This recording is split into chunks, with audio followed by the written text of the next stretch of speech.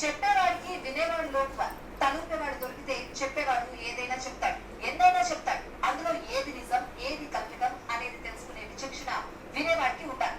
అది లేకపోతే ఆ భూత కల్పనలు నమ్మి భ్రమంలో తేలియాడుతూ నట్టేటా మునిగిపోతారు. మోసం చేసేవారికి మాటలే అతిపెద్ద పెట్టుబడి. ఆ మాటలు నమ్మి జనం మోసపోతూ ఉంటారు. తాజాగా ఓ ఫ్యామిలీ అనేక మంది నిట్ట నీళ్ళలో ముంచేసింది. ఆ కుటుంబ క్రైమ్ కథ చిత్రం ఏంటో ఇప్పుడు చూద్దాం.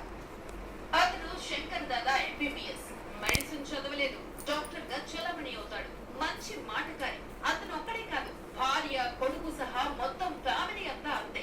జేబులో చిల్లి గవ్వలేకపోయినా తమ మాటలే పెట్టుబడిగా, తమను నమ్మిన వారి అమాయకత్వమే ఆసరగా అతి పెద్ద స్కామ్ చేశారు. కోట్లు కొల్లగొట్టారు. హైదరాబాద్ కు చెందిన మొల్ల శివయ్య అలియాస్ శివకుమార్, స్వర్ణలత భార్యాభర్తలు.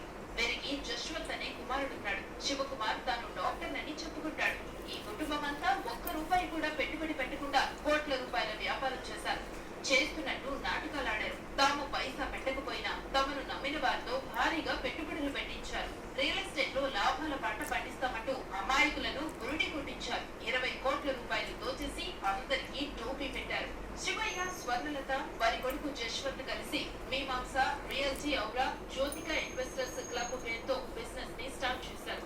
వీరి దగ్గర రూపాయి లేదు, పైసా కూడా పెట్టుబడి పెట్టలేదు. వాళ్ళ మాటలే వారి పెట్టుబడి. మాటలతోనే దందా సాగించారు. అనేక మందిని ఆకర్షించారు.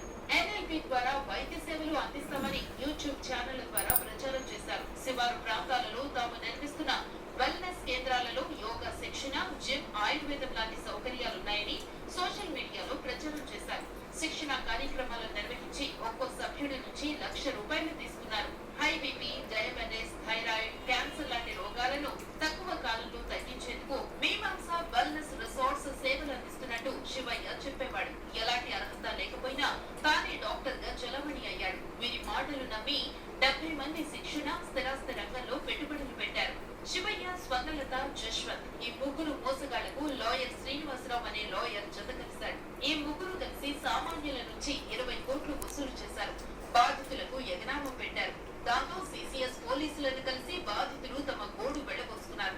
శివయ్య, స్వర్ణలత, జశ్వంత్, శ్రీనివాసరావులపై కేసు నమోదు చేసి దర్యాప్తు చేపట్టిన పోలీసులు అనేక విషయాలు గుర్తించారు. దాంతో ఆ నలుగురిని అరెస్టు చేసి రిమాండ్ కు తరలించారు. అయితే జ్యుడిషియల్ రిమాండ్ ముగియడంతో జైలు నుంచి బయటకు వచ్చిన ప్రధాన నిందితుడు శివయ్య మళ్లీ అదే వ్యాపారం మొదలు పెట్టాడు. సోషల్ మీడియాలో ప్రకటనలు గుప్పిస్తున్నాడు. విషయం తెలియడంతో ఈ మాయలమారి కుటుంబం మాట కట్టించారు సిసిఎస్ పోలీసులు.